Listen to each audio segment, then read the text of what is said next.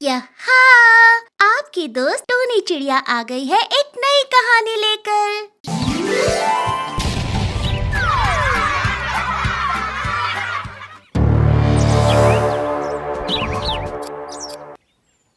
चुड़ैल का बदला। सुंदरवन जंगल में रिंकू नाम का एक तोता रहता था। रिंकू तोता और ऋचा मैना की कुछ दिन पहले ही शादी हुई थी। पिछले कुछ दिनों से रिंकू और ऋचा के साथ कुछ अनहोनी घटनाएं हो रही थी। रिंकू जी, आज मैं आपके लिए आपकी पसंद का स्वादिष्ट भोजन बनाऊंगी। अरे ऋचा, ये तो बहुत अच्छी बात है। तुम खाना बनाओ, तब तक मैं बाजार से कुछ सामान लेकर आता हूँ।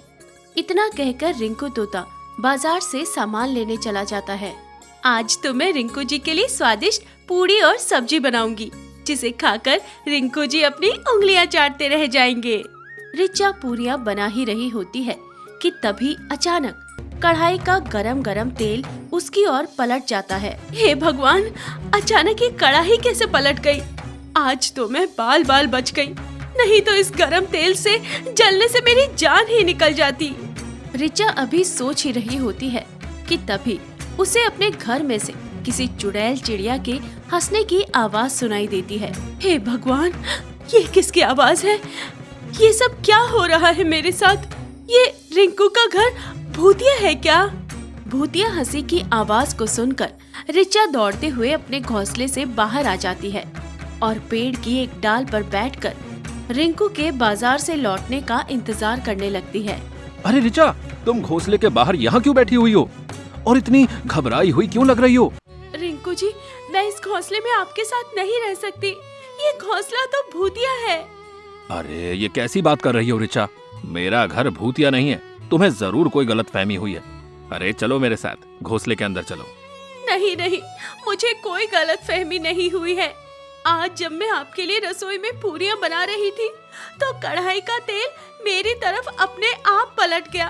उसके बाद मैंने किसी भूतिया चुड़ैल पक्षी के हंसने की आवाज सुनी।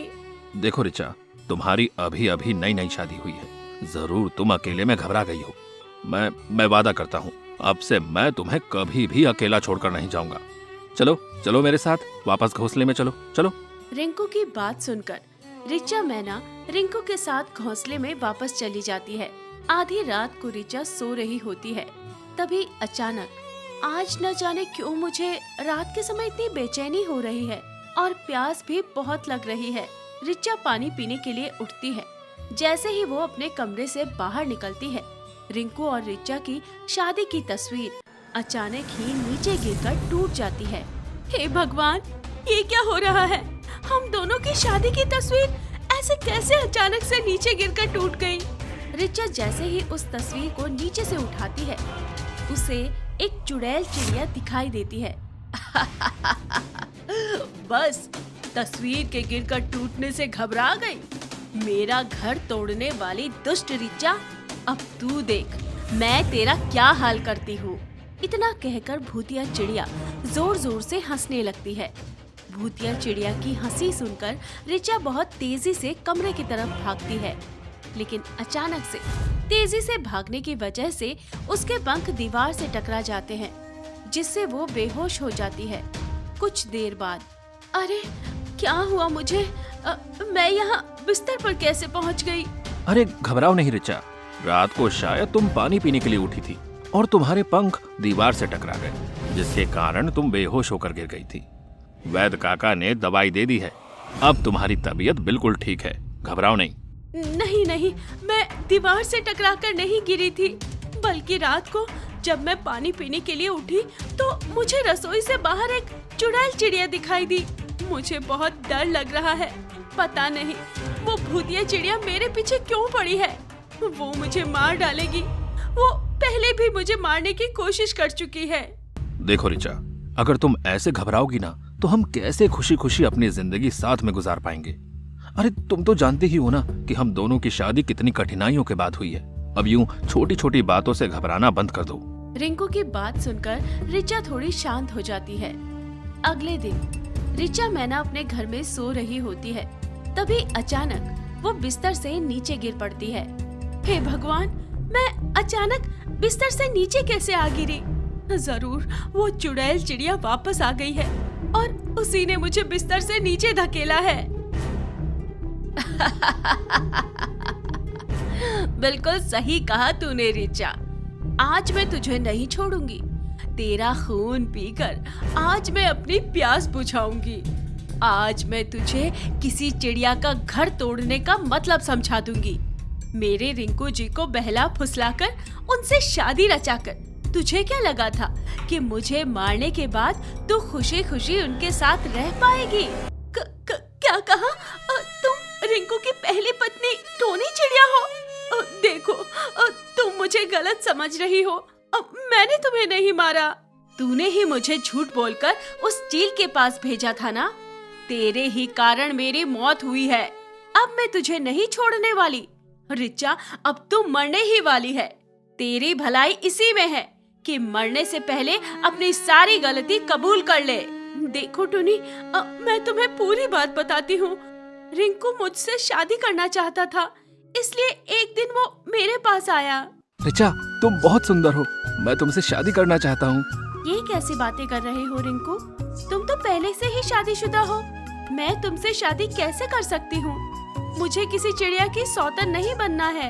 हाँ, मैं शादीशुदा तो हूँ, लेकिन मैं उस टूनी चिड़िया को बिल्कुल भी पसंद नहीं करता हूँ। अरे, मैं उससे बस अपना पीछा छुड़ाना चाहता हूँ और तुम्हारी जैसी किसी सुंदर सी मैना से शादी करके अपना घर बसाना चाहता हूँ। रिंकू की चिकनी चुपड़ी बातें सुनकर मैं उसकी बातों में आ गई थी, इसलिए मैंने उससे शादी करने का प्रस्ताव स्वीकार कर लिया। उसके बाद उसने तुम्हें मारने की योजना बनाई।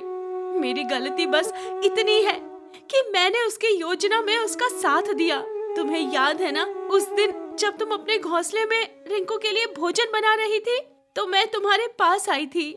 जल्दी चलिए टूनी बहन, आपके पति रिंकू बहुत बड़ी मुसीबत में हैं। क्या कहा? रिंकू जी पर मुसीबत आ गई है? क्या हुआ उन्हें? मुझे जल्दी उनके पास ले चलो। रिचा मैना की बात सुनकर टूनी चिड़िया घबराते हुए रिचा मैना के साथ चली जाती है। कुछ दूर जाने के बाद, अरे रिचा बहन, हम तो अपने घोंसले से बहुत दूर निकल आए हैं। यहाँ तो कोई भी पक्षी दिखाई नहीं दे रहा है।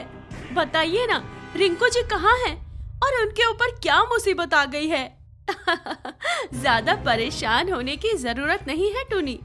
मुसीबत तुम्हारे रिंकू जी पर नहीं, तुम्हारे ऊपर आने वाली है।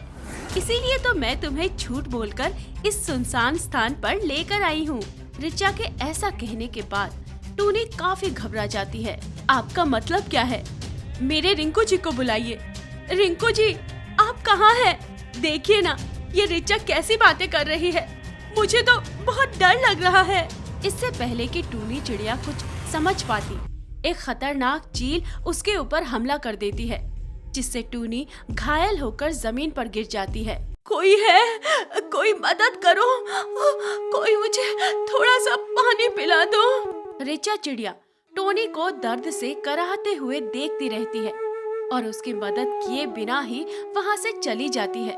दर्द से तड़पते तड़पते कुछ देर बाद टोनी चिड़िया की मौत हो जाती है और वो एक भूतिया चिड़िया में बदल जाती है।